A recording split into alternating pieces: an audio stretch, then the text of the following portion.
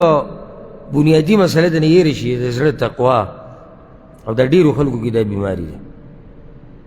نو بله معنی په دې کې هغه دم پرته ده او بله فایده چې لباس اچوئ د ظاهري لباس خو هغه لباس چې هغه د تقوا دی، معنی دا هغه لباس چې هغه د شریعت موافق دا پکې پرته ده. یعنې ظاهري لباس داسې جوړ که لکه څنګه چې تا ته الله او د الله رسول ویلي دي، ظاهري لباس داسې جوړ که.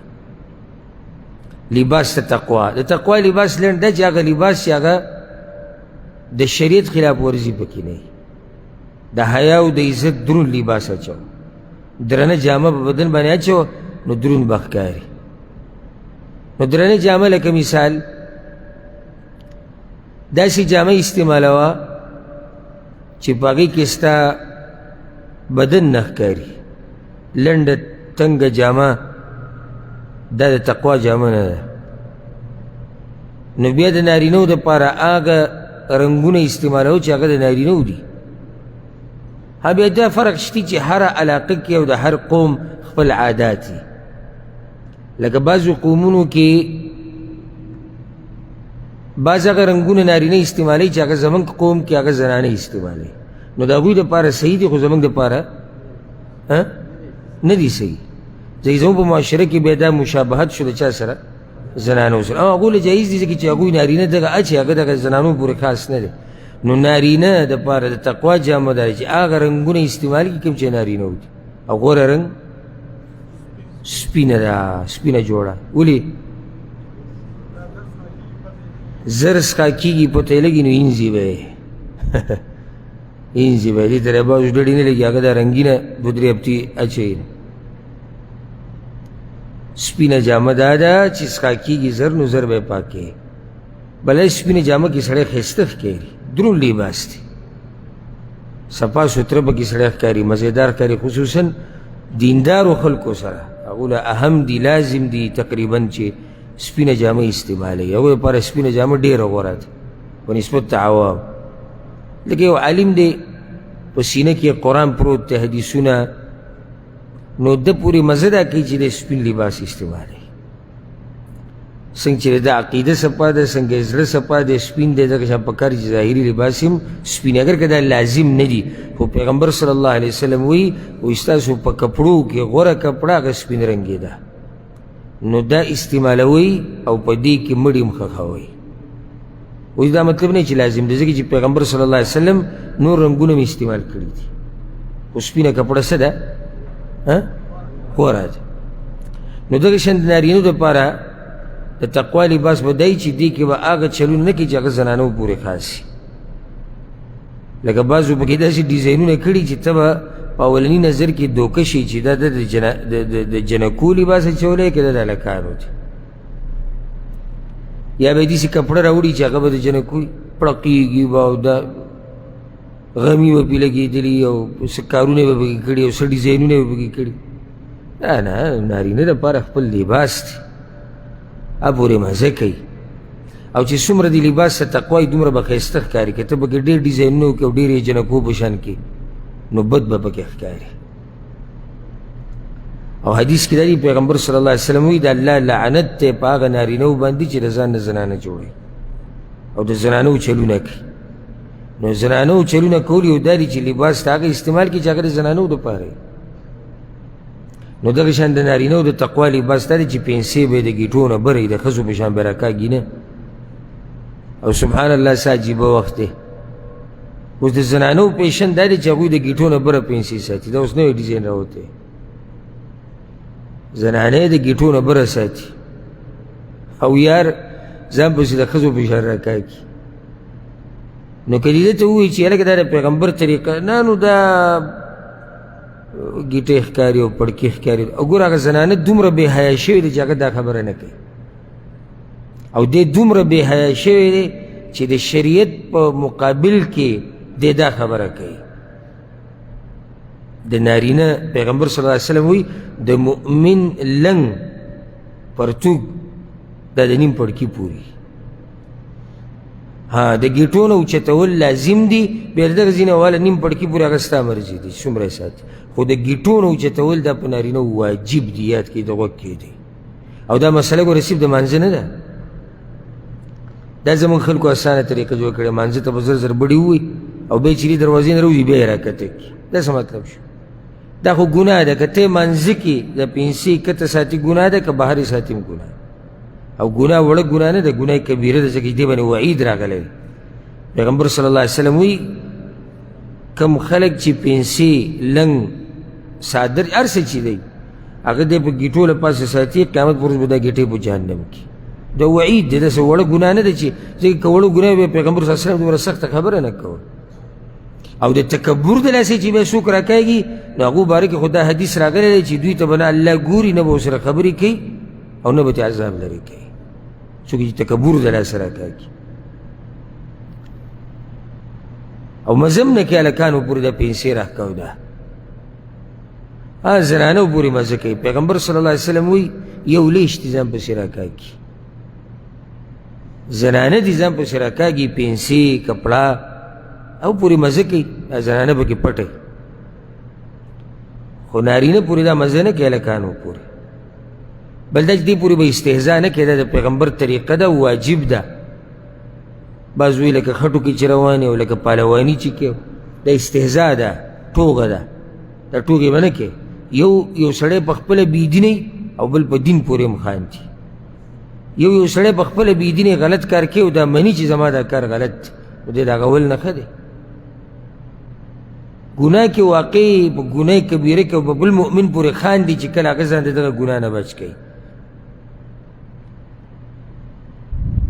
او یو روایت کې راځي چې پنسې بره ساتل دی کې تقوا ده، د الله نه یره ده، عبادت دی، او دې کې د دې کپړې دپاره اوږد ژوند دی. څنګه ژوند دی اوږد؟ زر خرابېږي نه، زر نه خرابېږي.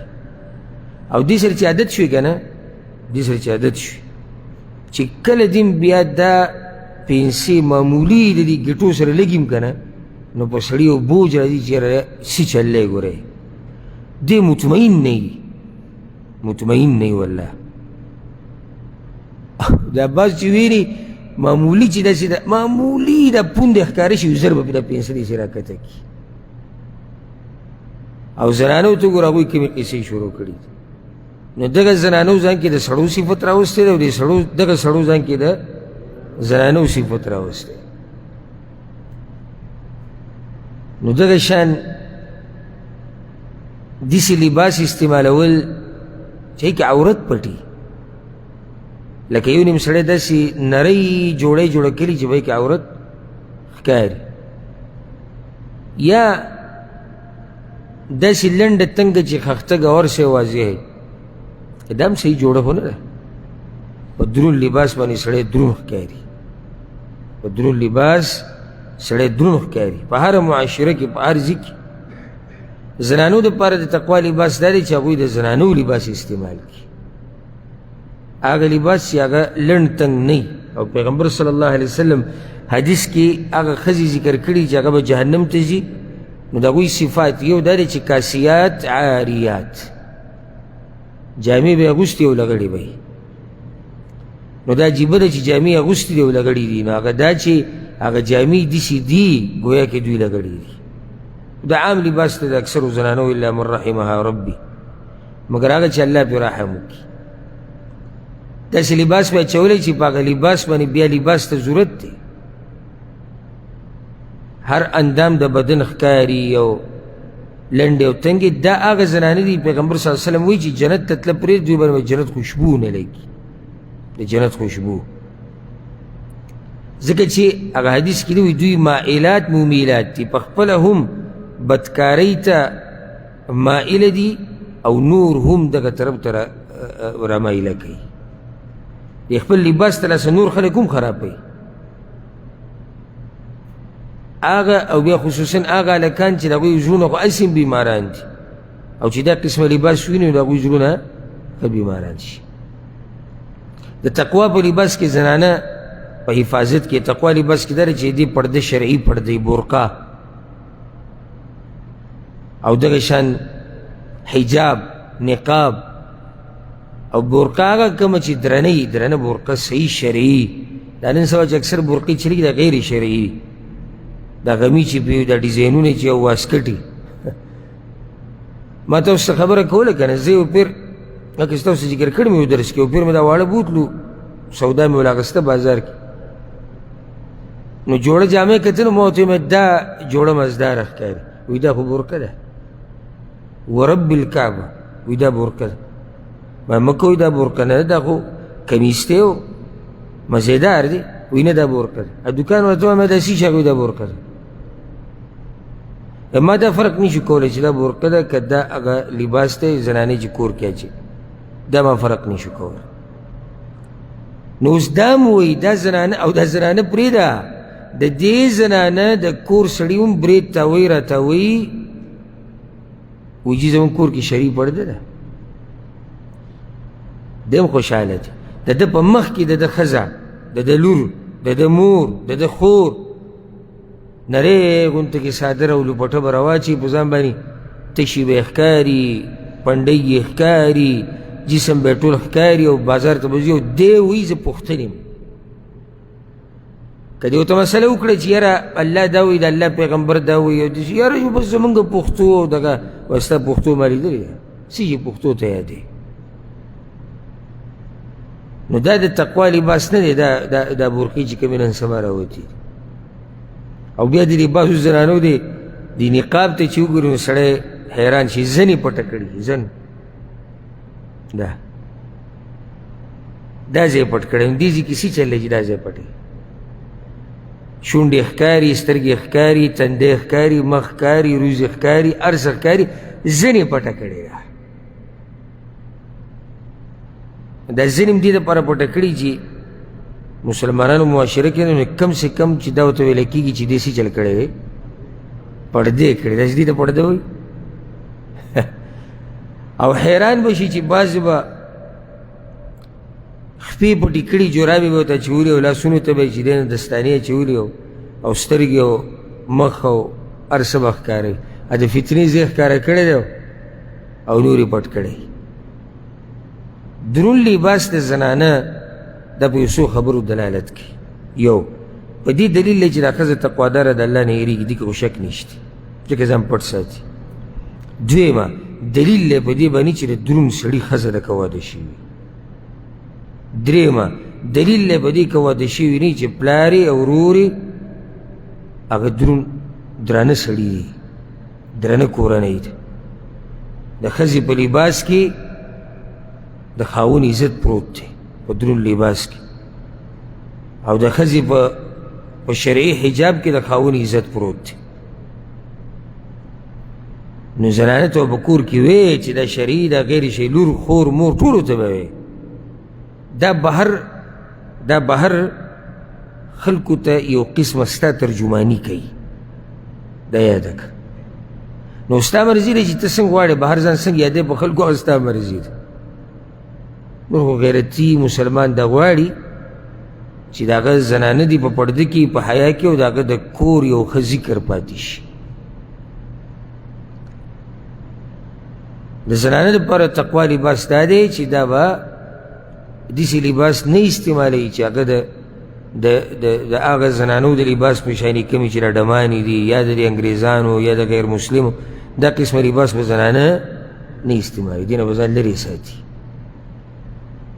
د خاوند سره چې نو دا بیا یو ګنجایش دی چې خاوند په مخ کې چې دا هر قسمه لباس استعمالوي په شرط د دې چې دا خاوند که بچي لوی شوي او پوهیږي نو دا بیا غلطه طریقه ده بعض مور پلار نه دا غلطي کېږي وایي دا چې زموږ بچي دي نو بچي دی خو د هغوی هم تربیت روان دی که نه د هغوی تربیت روان دی چې کله هغوی خپله مور ویني په دې حال پلار ویني یا خور ویني مشر رور ویني او د هغوی هم تربیت روان دی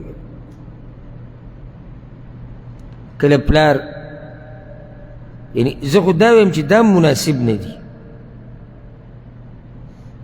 چې پلار کله داسې نری لباس اچولی یا د خوب لباس یې اچولی چې کې بار ګرځېده مناسب نه و دی د بچو په مخ کې راوځي ما ته دا مناسب نه ښکاري که نه ته څه وایې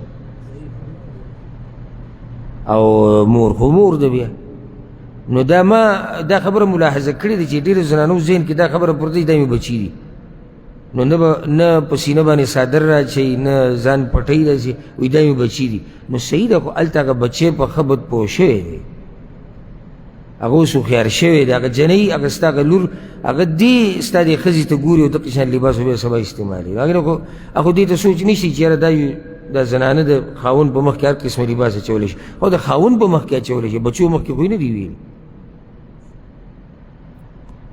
نو دا یو غلطي شتي په معاشره کې چې د زنانه په کور کې لوی زوی به وي د 11 کالو 12 15 14 او دا وایي دا زما زوی دی د هغه په مخ کې به چې دی نه چې څه یې واچول او چې څنګه وه دا غیر مناسب طریقه ده دلته د بچي تربیت کېږي بل زنانه له په دې کې حیا پکار ده سړي د حیا نه ورځي لکه زنانه پرېږده موږ یې په ځان راولو په ځان کوم سړی دا غواړي چې زه دې داسې لباس واچوم یا داسې کښېنم چې زما عورت ښکاره شي او زما بچي ما ویني یو هم نه غواړي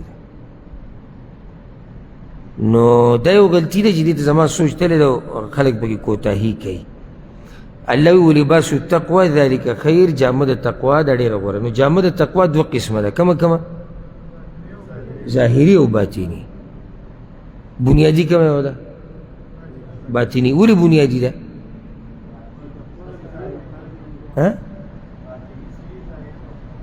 بارک الله فیک چې باطن په زړه کې د تقوا د جامه د تقوا وه د ظاهره کې هم برابرېږي زړه کې د الله نه یره وه دینداري وه